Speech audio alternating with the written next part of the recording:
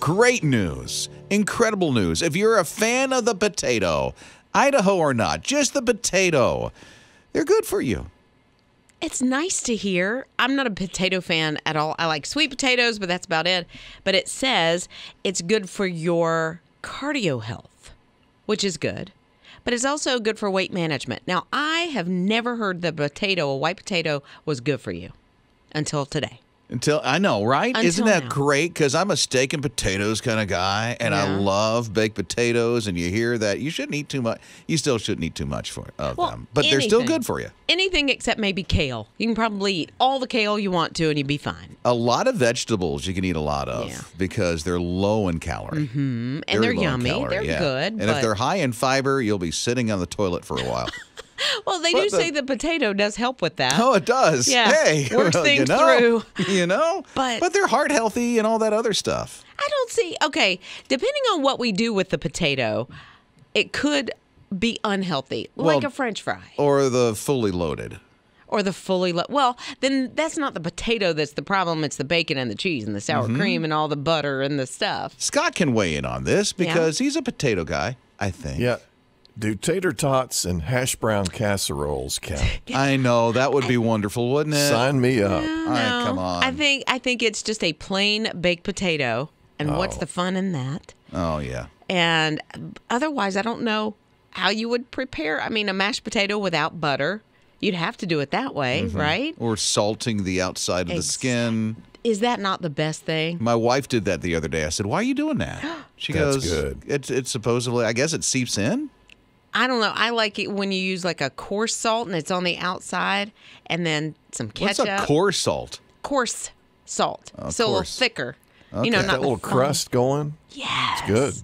Why are we talking about this? I'm starved now. I know, right? You're listening to Rob and Lizz in the morning. On His Radio. Rob and Lizz in the morning, His Radio. Elizabeth is here at 800-447-7234. Okay, Elizabeth heard about potatoes now being declared as long as you don't smother them with the sour cream and the bacon. And the chives. The chives are actually okay. And the cheese. That's the problem. And I'm hungry. And I want a baked potato fully loaded, but I can't have it. I already look like Mr. Potato Head. Stop it. So, Elizabeth, you heard about this. What's up? So, I don't know if you've ever read the book The Martian, but the science in it's pretty solid, and apparently you can actually survive on potatoes as long as you have enough vitamins to supplement your diet. Like, potatoes are enough to survive in nutrient-wise. Sounds like you're a scientist. Yes, I'm a research PhD student. So you knew exactly what Mark Watney in the movie was talking about. I mean, he did a lot more of the physics and stuff than I do, but yeah. So I'm thinking if I get stranded somewhere and there's like potatoes everywhere, I also need to make sure I have my supplements with me. Yep, exactly. If you're ever stranded in Idaho or Ireland, you're solid if you've got the multivitamin. Yeah, just make sure the GNC is around the corner. You're listening to Rob and Lizz in the morning. On His Radio. It's Rob and Lizz in the morning, His Radio. I think this sounds like a perfect vacation. Okay, you're planning your vacation and you're like, okay, I want to go somewhere warm, but I don't want to do anything. I just need to recharge. That is becoming a thing. It's called a no-cation. A no-cation? A no-cation vacation or a nothing-cation. Because you do nothing, right? You do nothing. You just sit around and do nothing. Yeah, and you plan it so that maybe you're reading a book by the pool, or, you know, if you like colder weather, you're going to a chalet and you're sitting in the ski chalet, but you're not actually skiing or snowboarding or anything like that. So you plan it around absolutely doing nothing. I'd like it to be mixed, seriously. I see so that. I would like a day that's just down, where you're just sitting and enjoying. Because usually we like the mountains. So we'll go to Bryson City, or, you know, one of those areas where there's a nice mountain creek or a lake that's nearby and a nice deck and a great view. And I just like kind of sitting on the deck, putting my feet up, reading a book, and just doing nothing. And then there are times I want to grab the tube and go down the river. Yeah, just you know? Do something a little physical. We're going on a cruise not too long from now, and I am not a big cruise person. However, I do like the days at sea because you're locked. You can't do anything. You could go up in the gym, or you could do the different activities that they have on the boat. But for me, I like that. Sitting by the pool, literally doing just reading. Just sleeping Yeah. with iced tea and an umbrella. Right? Uh-huh. And I don't know if I could do that for a full 7 days. It's nice to think about. I just don't know if I could be with the follow through on that. Well, then you're surrounded by all these people you don't know.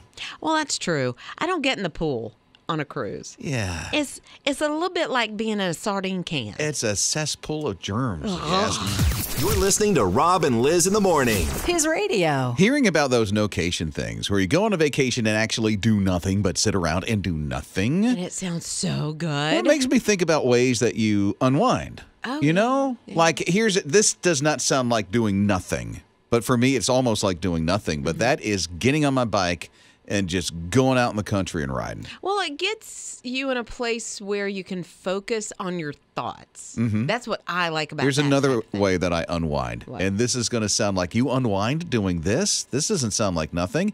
I put on my punching gloves, I put on the boxing gloves, and I go after the heavy bag. Is it unwinding or working out some anger? 'Cause that's what I've got one of those too. There's management classes for that, isn't there? Something like that. Okay, so here's Madison at 800-447-7234. What do you do to unwind, Madison? I cut grass. I get out my push mower and I cut grass with my push mower. And I put my headphones in and I can't hear kids, I can't hear dogs, I can't hear husband. It's awesome. You're listening to Rob and Liz in the morning. His radio. I wonder if you can top this one kid in Bangladesh for hiding the longest. Hiding the longest. It was your daughter, right, Scott? Yes. What Let me happened? tell this story. Let me tell you. Yeah, what happened? It was so wild, a little scary. She was about 4 in a Sunday school class and decided to play hide and seek by herself. Told nobody. And so she was under one of the little tables in the corner, and no one could find her. And they came to find us in our Sunday school class and said, we can't find her. No way. And they started searching like the hallways, and she finally came out. From underneath a little table. From underneath the little kid table. Oh, in the my corner. word. It's Okay. so scary when that happens. So that's 10 minutes. Yeah. Okay, Liz, it was your daughter. Yeah, she was 2. In her mind, she was playing hide and seek, but she got away and she stood behind like a clothing rack in a department store in a mall. And she was probably gone near the same 15, 20, something like that. So long that they pulled a code at them. So they locked They all locked of down the store? Yes, they locked put the gate down, no. locked all the doors, and then they finally found And she her. was safe. Yeah. And she was laughing. So for this teenager, 15-year-old in Bangladesh playing hide and seek, he found a container. He's like, nobody's going to find me in here.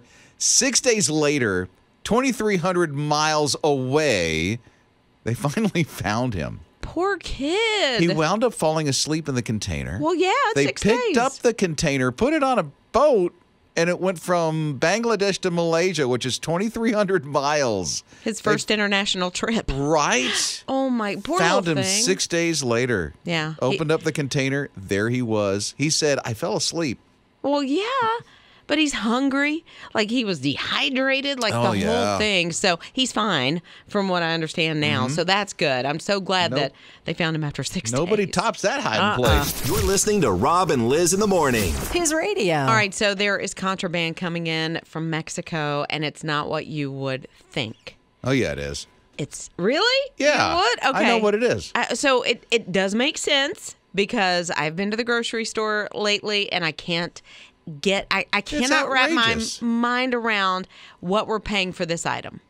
So many people are now getting their own like chickens so that they can have their own eggs because eggs are ridiculous right now. But people are bringing them in from Mexico, and of course, the Food and Drug Administration is like, no, don't do that because Getting in trouble because of well, it. because, you could be bringing diseases from, and it's not just from Mexico. This is just like the biggest influx of. Well, it's easy to get there and bring them. Exactly. Yeah, so I there's get like that. 2,000 incidents that have happened just since November.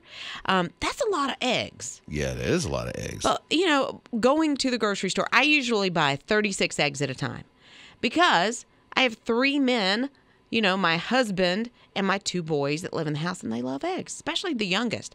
Mama, can you fix me an omelet? And I'm thinking, that's $14. Because yeah. It literally, the last time I bought 36 eggs was right at $15. Charge him. You know I should. Charge him. But he looks at me with those puppy dog eyes, and I just can't. Oh, Liz, no. Stand your ground. Charge the $14. Boy, you better get a better job. Charge 18. Make a little profit. You're listening to Rob and Liz in the morning. His radio. Okay, so Heather's here at 800-447-7234, hearing about the eggs, how much they cost. Doesn't sound like it affects you, Heather. We have 38 chickens. 38? Oh, my goodness. That's a lot of chickens. Where do you put them? Yeah. We have a big side yard by our house, and my husband made a pen for them and a chicken coop for them to be in. That must sound amazing, to wake up in the morning and hear all those chickens cluck. Oh, yeah. Well, it all started with my daughter asking for chickens for her birthday. And I looked at her, and I'm like, you mean fried chicken? And she said, no, I want chicken. I said, animal chicken? She's like, no, I want chickens. I said, well, then go talk to your dad. So he ended up buying 15 chickens. And then it just kind of grown from there. We've hatched some over Thanksgiving. We've bought some more. And then we bought some that are just going to be pets. So, yeah. How many eggs do you get in a week now? Well, we only have 10 I call them the OGs, the one that we got for her birthday. There's about 10 of them, and we get about 8 to 10 eggs a day. A day. Wow. Do you sell them? We have a little. We've donated some, and we have sold some. We're going to, when our other chickens, our younger chickens, start maturing, which hopefully is this spring, we'll start selling them more. That's a lot of eggs. You don't have to worry about the grocery store egg thing at all. No, when people tell me how much it costs, I'm like, really? You're listening to Rob and Liz in the morning. On his radio. Sister Mary is a straight shooter. It's Rob and Liz in the morning, his radio. Yes, Sister Mary. I love this nun, Sister Mary. So she helps out Love Center, which is in Buffalo, and they help provide hot meals and other things to the needy, a lot of guidance to the needy. And so she's there one day, and Sister Mary hears this ruffling going on behind a door, and she looks out, and there's a ladder. What? She's like, wait a minute. The place is being robbed. Oh, no. It's being robbed. So what does she do? She opens up the door. One guy looks at her and then bolts and then takes off. Wouldn't you? The other guy is up on the roof. She's a tiny little thing, too. Yeah, yeah. She looks like she's in her 70s. Mm-hmm. And so she takes this ladder, she throws it on the ground, and the guy's just standing there on the roof. And so he jumps onto the ground from the roof, and now he's standing next to her. And she looks at her and she goes, this is God's property. Get it, How girl. dare you do this? Yes. Looks at him and points and says, get out. And the guy turns his hat and runs. You know what? You ain't going to take God on. I'm sorry. I'm telling you. And she's like, I didn't do anything special. God was just very present here. That's wild. Yeah. That she stood her ground, because a lot of us would shirk, like, oh, goodness, he's there. I'm scared. And I see this in the movie. I can see Sister Mary in the movie. You know know what, I hear should- the accent and everything. Do the accent. I can't do it. I'm Oh, horrible no. at accents, but I hear it in my head. From New York? This is God's property. Oh, my You know, goodness. She that went kind of a British. thing. You're listening to Rob and Liz in the morning. On his radio. You may have seen this already. Basketball game. It's in, I think it was in Pittsburgh. Anyway, they're the Uber Eats guy that walks out onto the court during this college game. Yeah. And you hear the ESPN announcers, and they're talking about Uber Eats, and why is this guy going there? He's holding a McDonald's bag, right? Right. Okay, and then you see him walk off, and it's McDonald's. Some people on social media said, no, I don't think that was Uber. That might have been a DoorDash guy, because it didn't have Uber Eats on the bag. Oh, yeah, and he wasn't wearing anything that said that. No, he's just wearing, what was it, a yellow hoodie Like or a something. yellow something, yeah. Something like that. Turns out, this was all pre-planned, and it was, I don't want to call it a hoax, but it was all to gain exposure on social media. But was it exposure for McDonald's? No, For his yellow hoodie? no, the athletic department. I think it was Loyola. I'm saying that. I can't say it. Loyola. That place. Loyola. That place. She's got it down. Loyola. So it was all a pre-planned thing. And listen, when you see them walking away, because some people, got a close-up on their phones and posted it on their own feed and all that other stuff, you see a guy walking with a camera next to him. Yeah, so they're all laughing. They planned the thing. I mean, the guy, maybe he just wanted to be on television.